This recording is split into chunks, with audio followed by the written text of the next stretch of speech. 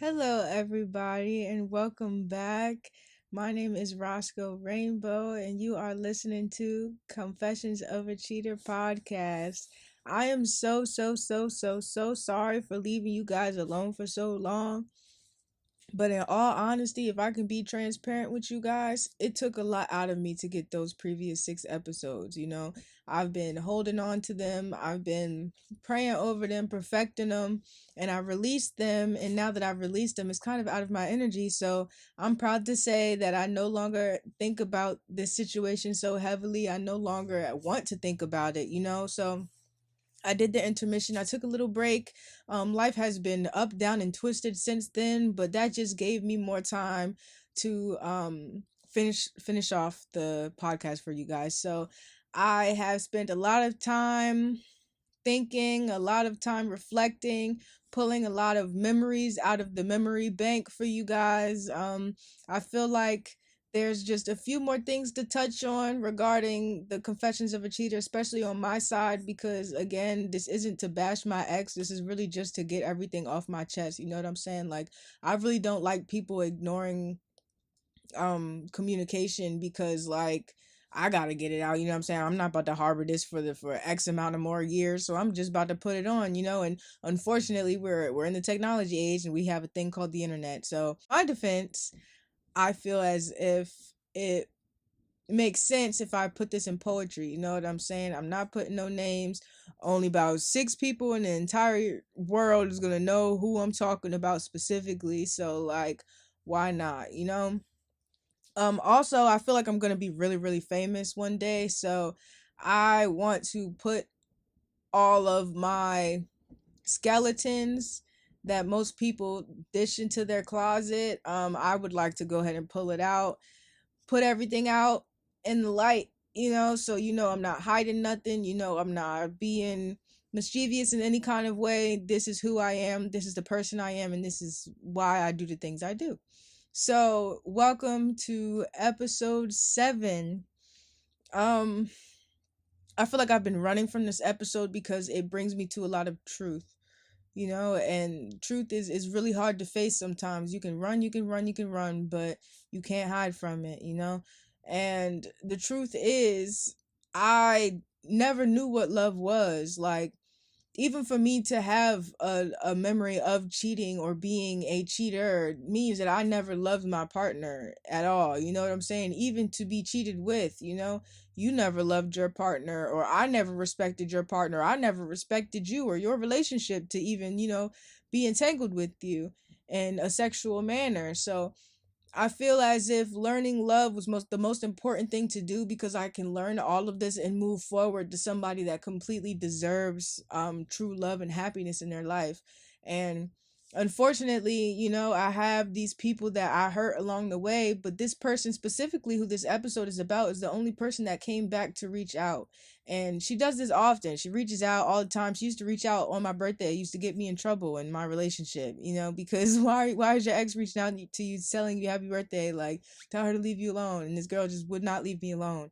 And looking back, I really do appreciate it, because I was in really dark times, and I feel like I didn't have a support system. Yeah, it sucked that I would get in trouble, where I didn't want to talk to her because I was in a relationship or because of somebody else. But at the end of the day, I needed that love. I needed somebody that actually cared for me. I needed somebody that actually cared for my well-being, to be in my energy and be worried for me, because they should have. They should have. So I feel as if they deserve their own episode. Like I said, this is my superhero. She definitely did picked her own character. So I'll go ahead and let the story reveal itself. Again, thank you so much for clicking back, and I hope you enjoy it.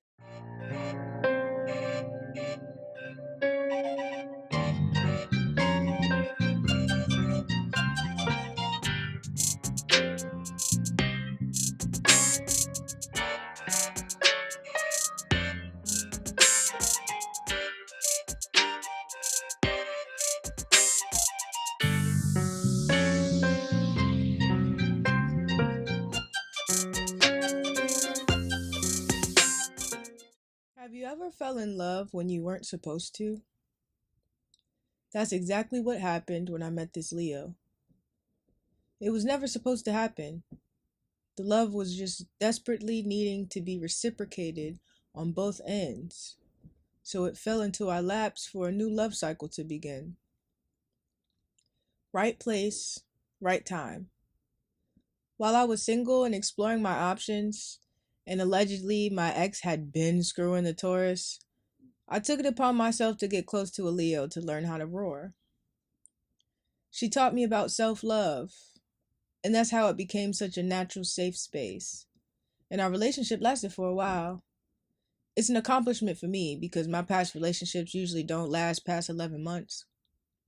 I am proud to say I'm friends with this ex because we've come a long way. To me, it proves that unconditional love never dies. It stays with you whether you are in no contact or not. It changed its form to go from romantic to platonic, but we gave it more than enough time and effort. We are both happy where we are, with clear boundaries and loving intentions for each other. It's always been that way in my eyes. Anyway, y'all give it up for Thor, my superhero. You remember I was telling you about the Leo girl, the one I was cheating with, and she told on me on Twitter, telling the Capricorn she was the other girl. Sister wife was the actual term, but the Capricorn already knew who she was. Been up and down her Facebook, judging every picture she can find, because she's mad that's where I chose to spend my time.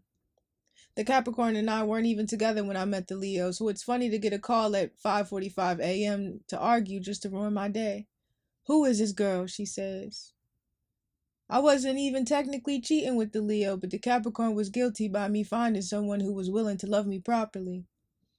5 years in the future, another Leo confirms her and the Taurus were knuckles deep way before my birthday.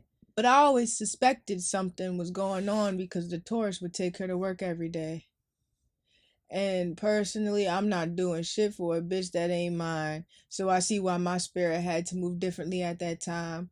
I moved towards the Leo because she was kind and gentle, something I found I need consistently in a relationship.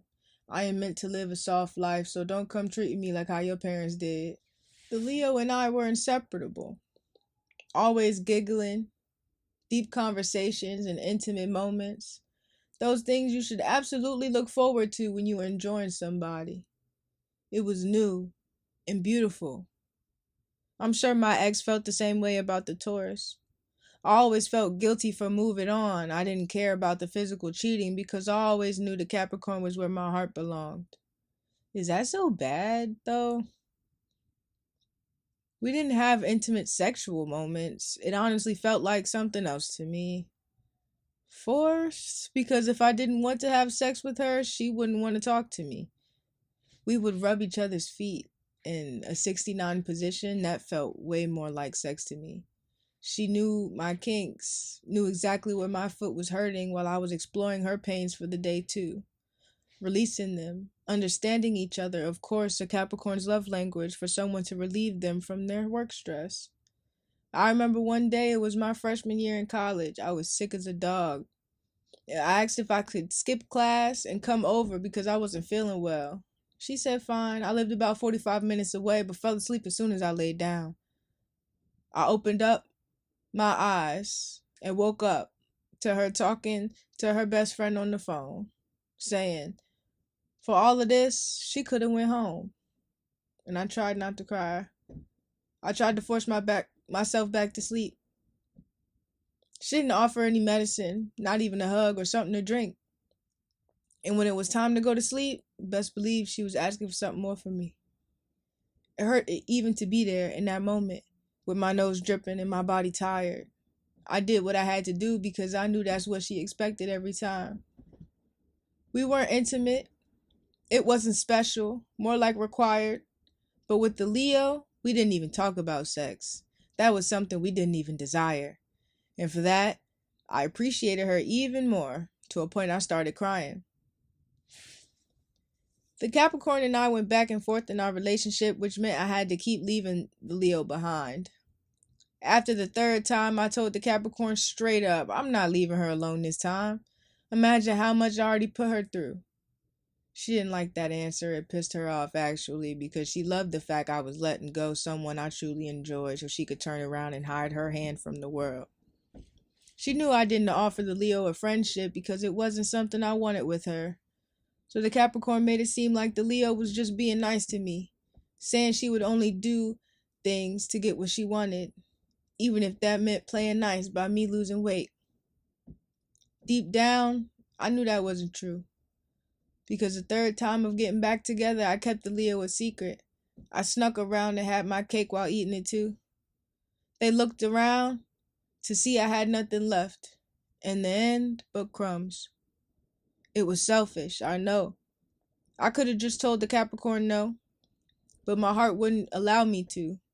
I cried for days not to leave a connection I knew wasn't safe. I snuck the Leo around, deleted my messages, and would turn my phone off too. One day, the Capricorn called and noticed I was off of work, but wasn't in my room. She told me, "Go in your room. You never stay on the balcony this long." I said, "No, I'm good. I've been indoors all day." She said, "Mm-hmm," and hung up right in my face. The Capricorn school was only 15 minutes away, and she could pop up at any moment in time, so I ran into the dorm and told the Leo she had to go ASAP and I wasn't playing around. I panicked and threw her clothes in the bathroom where she was because I didn't want to get caught up. Reflecting back, maybe that's why she went on Twitter telling that girl that they were sister wives, and for that I deserved it. I fucked up. 100% panicked and chose up in that moment. Since I couldn't be woman enough to tell the Capricorn no, every lie had to come to the light.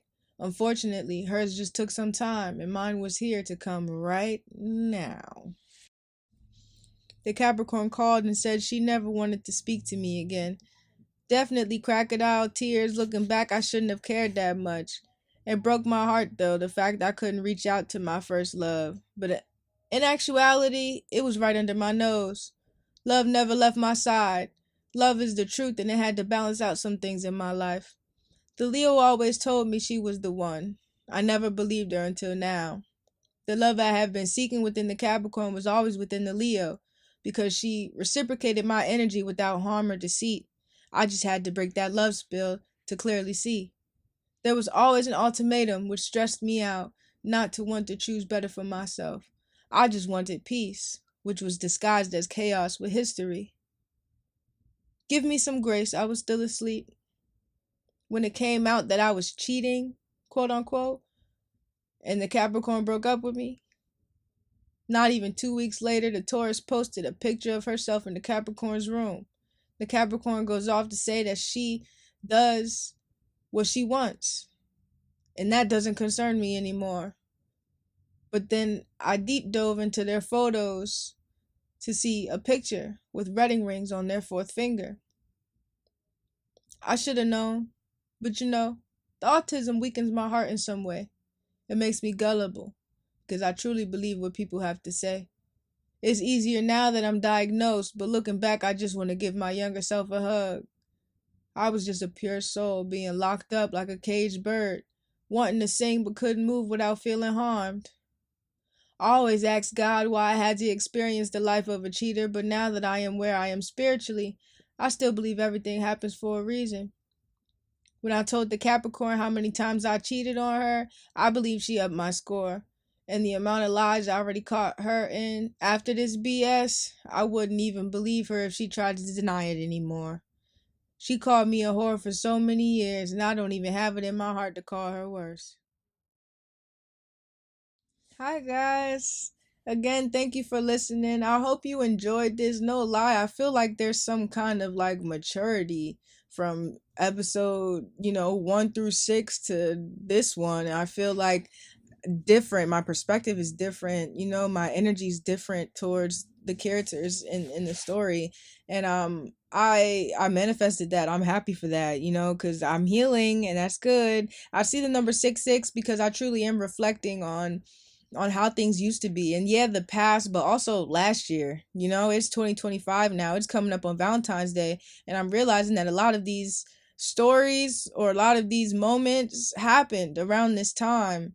And it's crazy to think about, like, the cycle that I truly was in, that every Valentine's Day, not every Valentine's Day, but Valentine's Day, I was always caught up into some mess. you know? So it feels good to be stress free this year, you know? I truly appreciate those that stuck with me, you know, especially Thor, you know, cuz it wasn't easy being in that mess. And especially from her like reaching out and like wanting a relationship or like wanting to be close, and I'm just completely cutting it off because you know I took my ex back and I don't want to be bringing up no old trauma just because you know somebody want to be friends, like no. So it truly took some time to like figure out my feelings, and I appreciate that because now I know how to do it, you know. I can take that time out, I can separate, I can communicate, and I feel like there's nothing that can stop me, you know. I feel like when it comes to communication, whether it's an ex or a old friend or you know a coworker, I feel like I can handle communication because we took this as adults. And it's so funny because we always say how young we were when we was going through this, but honestly, like again, looking back at all the characters, I feel like we're the most mature in the situation. So I do appreciate that um from the both of us actually, because that says a lot. Like we were the youngest, yet we are the most honest, we are the most true. So big ups to us.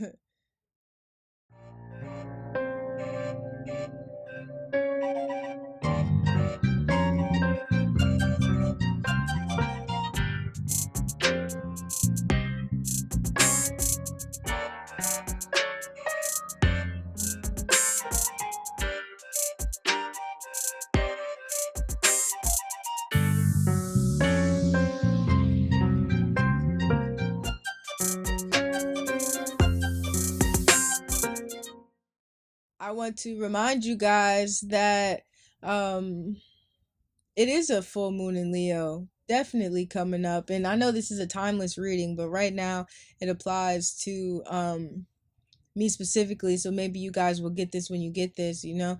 But I feel like when it comes to Leos, they are the lions and the lioness of the jungle, but their life, how can I put this, like their life purpose is to learn how to roar, you know. Like some of them learn really young, some of them learn a little later in life, some of them don't learn at all, but like their life purpose is to learn how to be confident in themselves, to learn how to love themselves, you know. I feel like Leos are overly confident, you know. They're conceited actually. I remember we used to get in arguments like that, and she was like, you used to call me conceited. Yeah, girl, because you wouldn't get out the mirror. Like it truly, when I say she taught me self-love, it truly was self-love, because I used to feel like those that stared in the mirror, or if I looked at myself too much, that I was doing too much, or I was conceited, and that's definitely not true. It's okay to admire yourself. That's what you're supposed to do. You know, I'm not about to ask you to admire me. I'm going to admire myself right now, and that's how it should be. And also, don't ever let nobody play in your face. Like, don't ever let nobody play in your face, because if they gonna play, they gonna sit there and keep playing. And at what point are you gonna stop? You know, the only thing that's gonna stop the cycle is you. So you always have to stick up for yourself and be confident in yourself. And that's something that she taught me. So maybe you know, her lessons can help you guys too.